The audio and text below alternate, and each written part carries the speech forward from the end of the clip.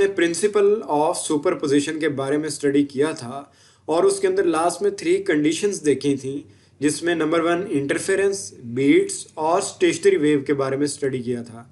आज हम इंटरफेरेंस को डिटेल में स्टडी करेंगे। तो पहले ये देखते हैं कि इंटरफेरेंस क्या होता है। यहाँ पर आपको 2 वेव्स नज़र आ रही हैं। इंटरफेरेंस में हमने ये देखा था कि जब 2 वेव्स एक ही डायरेक्शन में मूव कर रही हैं और सुपरपोज करते हैं, मतलब हम उन्हें ऐड करते हैं, तो एम्पलीट्यूड उसका लार्ज हो जाता है। इसमें 2 कंडीशंस होती हैं, फ्रीक्वेंसी सेम हो और डायरेक्शन सेम हो।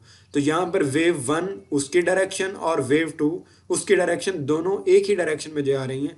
जब हम इन्हें ऐड करेंगे तो ये इंटरफेरेंस का प्रोसेस शो करेगी। कैसे, इसे फर्दर डायग्राम से हम देखते हैं। पहले इसको डिफाइन कर देते हैं कि superposition of 2 waves having same frequency and travelling in same direction is called interference. अब इसको डायग्राम से फर्दर डिटेल में देखते हैं। यहाँ पर आपको 2 वेव्स नज़र आ रही हैं। ऊपर वाला पार्ट क्रस्ट और जो वेव का नीचे वाला पार्ट है इसे हम ट्रफ कहते हैं। जब हम इन्हें ऐड करेंगे तो जो रिजल्टेंट आएगा वो कुछ इस तरह से शो होगा। अब इसमें ये जो नीचे वाली लाइन है सेंटर वाली, ये मीन पोजीशन है और यहाँ से जो मैक्सिमम पीक आ रही है जिसे क्रस्ट शो कर रहे हैं, ये इसका डिस्प्लेसमेंट होता है मीन से एक्सट्रीम तक। और जितना डिस्प्लेसमेंट ज़्यादा होगा एम्पलीट्यूड उतना ही ज़्यादा होगा।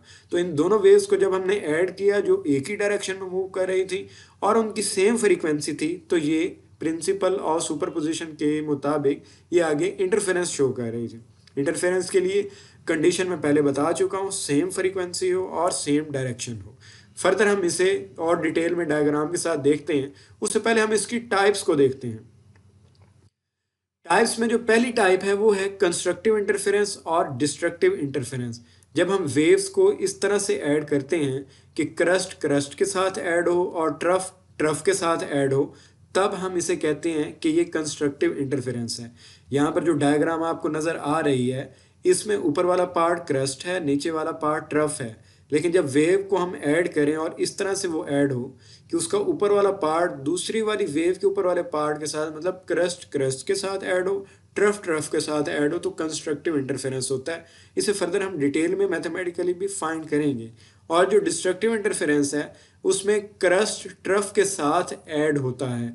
तो इस डायग्राम में आप राइट साइड वाले डायग्राम में देख सकते हैं कि ऊपर वाला पार्ट क्रस्ट है, नीचे वाला पार्ट ट्रफ है, और ये दोनों एक दूसरे को कैंसिल कर रहे हैं क्योंकि दोनों की सेम डायरेक्शन तो है लेकिन फ्रीक्वेंसी सेम नहीं है।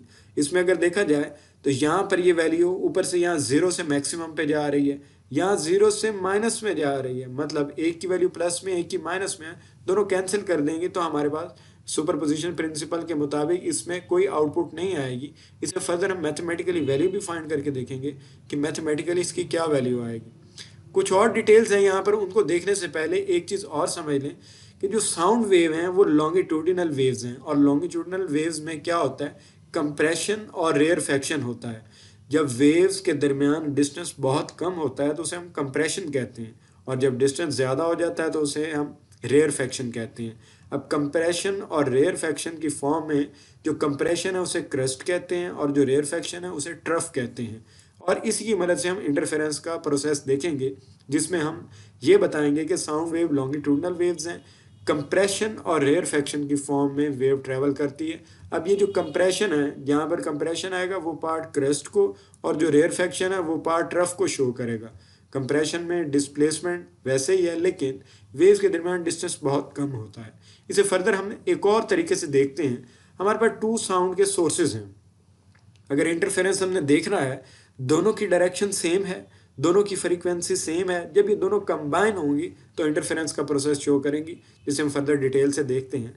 तो ये है दोनों को कंबाइन करने का मेथड। जब ये दोनों कंबाइन होंगी, जिस पॉइंट पर ये आपस में टकरा रही हैं वहाँ पर इंटरफेरेंस हो रहा है और वो वैल्यू फाइंड करेंगे। अब ये जो पहली लाइन है ब्लैक वाली, ये क्रस्ट को शो कर रही है, जो डॉटेड लाइन है वो ट्रफ को शो कर रही है। इस तरह नीचे भी क्रस्ट है, फिर उसके बाद ट्रफ है। डॉटेड लाइन जहाँ भी है वो ट्रफ को, और जो मेन लाइन है वो क्रस्ट को शो कर रही है। अब ये ऑडियो जनरेट कहाँ से हो रही है, ऑडियो जनरेटर है, जैसे लाउड स्पीकर है, उससे आवाज़ जनरेट हो रही है, उसकी रेज होंगी, वेव्स होंगी। उन वेव्स को हमने 2 सोर्सेज में कन्वर्ट कर दी।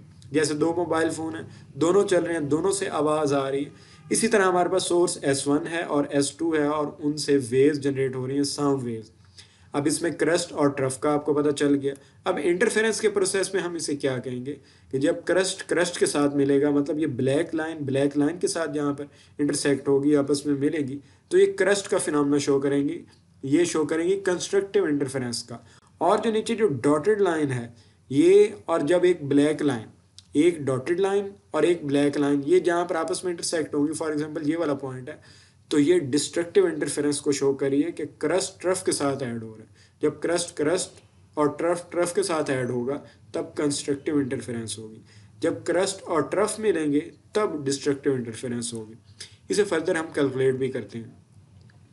यहाँ पर मैंने सारी वैल्यूज शो कर दी हैं, आपको नज़र आ रही होंगी। यहाँ पर जो पहली वैल्यू नज़र आ रही है ये λ/2 है, हाफ वेव लेंथ है। उसके बाद पूरी वेव लेंथ होगी, उसे लैम्डा से शो करेंगे। उसके बाद थर्ड पार्ट में हमने उसे डिवाइड किया, उसके बाद वेव लेंथ डबल हो गई।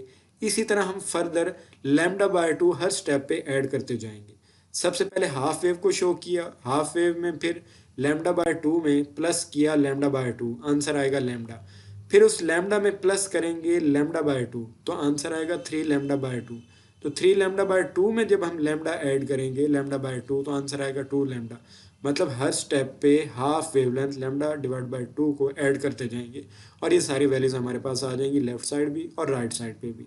अब क्या होगा, जब कंस्ट्रक्टिव इंटरफेरेंस होंगे तो ये येलो वाला P पॉइंट लेंगे P2, और जब डिस्ट्रक्टिव इंटरफेरेंस की वैल्यू फाइंड करेंगे तो पॉइंट P4 लेंगे। आप इससे ज़्यादा पॉइंट्स भी ले सकते हैं, 1 और 3 भी ले सकते हैं। तो आपको 2 को अगर फाइंड करने का तरीका पता चल गया तो बाकी भी आप फाइंड कर लेंगे।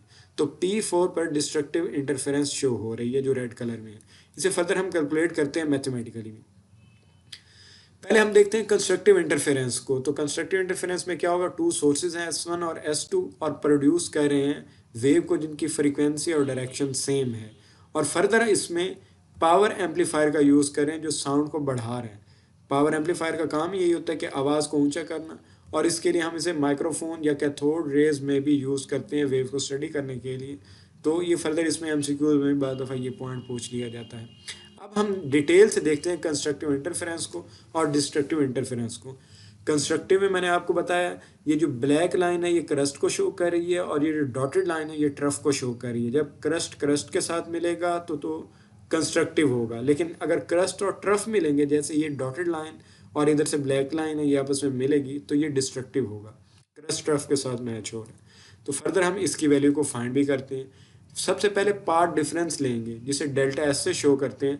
पॉइंट P2 पर ले रहे हैं, ये पॉइंट है। अब इस पॉइंट पर अगर देखें लेफ्ट साइड पे तो ये लाइन मिल रही है 5 λ/2 से, और राइट साइड पर देखें तो ये लाइन जाकर मिलेगी 7 λ/2 से।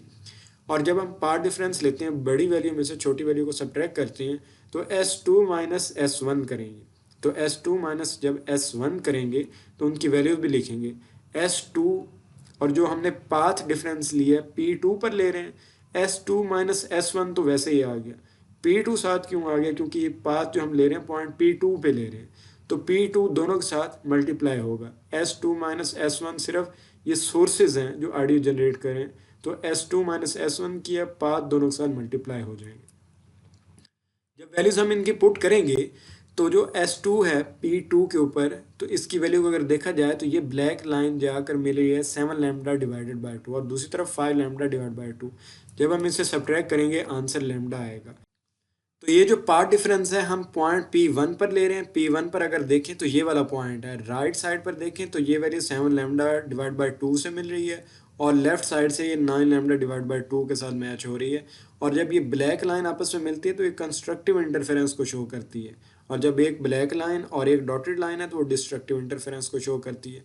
अभी हम कंस्ट्रक्टिव पढ़ रहे हैं, इसलिए हमने S2 वाली वैल्यू में से S1 वाली वैल्यू को सब्ट्रैक्ट किया, तो 7 λ/2 माइनस 9 λ/2 आंसर माइनस लैम्डा आया। तो माइनस के साथ 1 भी हो तो हम 1 लिखते नहीं हैं। 1 असल में n है और n नंबर ऑफ वेव है, और उसे हम इंटीग्रल मल्टीपल कहते हैं, +-1 +-2 +-3, और इस तरह अप टू सॉन n नंबर तक हम इन्हें लेते हैं। n की वैल्यू कांस्टेंट है, हम 1 से स्टार्ट करते हैं, 0 से बल्कि स्टार्ट करते हैं, और ये वैल्यू बढ़ती रहती है। इस तरह इसी में अगर हम पॉइंट P पर वैल्यू फाइंड करना चाहें या डिस्ट्रक्टिव इंटरफेरेंस की वैल्यू फाइंड करना चाहें P4 पर, तो कैसे करेंगे उसे हम पहले फाइंड करते हैं। पाथ P4 पर हम डिस्ट्रक्टिव इंटरफेरेंस की वैल्यू अगर लेना चाह रहे हो तो उसे कैसे लेंगे, सेकंड सोर्स की वैल्यू माइनस फर्स्ट सोर्स की वैल्यू, और जो पॉइंट ले रहे हैं P4 है तो दोनों के साथ P4 मल्टीप्लाई हो जाएगा, उनकी वैल्यूज़ को पुट करेंगे, 7 lambda divide by 2 minus 4 lambda, तो आंसर आ जाएगा लैम्डा। तो पार्ट डिफरेंस जो P4 पर आएगा वो integral multiple of lambda by 2 होगा, यहाँ पर n+1 और ये लैम्डा डिवाइडेड बाय 2 होगा। इसी चीज़ को अगर हम डिफाइन करें, path difference is integral multiple of half of wavelength of displacement. और इसी बात को हम पहले डिटेल से देख चुके हैं कि जब क्रस्ट ट्रफ के साथ मिलता है वो दोनों एक दूसरे को कैंसिल कर देते हैं, और जब क्रस्ट क्रस्ट के साथ और ट्रफ ट्रफ के साथ मिलता है तब कंस्ट्रक्टिव इंटरफेरेंस होता है, डिस्ट्रक्टिव नहीं। तो मुझे उम्मीद है कि आपको कंस्ट्रक्टिव और डिस्ट्रक्टिव इंटरफेरेंस का पता चल गया होगा, लेकिन फिर भी अगर आपका कोई क्वेश्चन है तो आप कमेंट सेक्शन में उसके बारे में पूछ सकते हैं।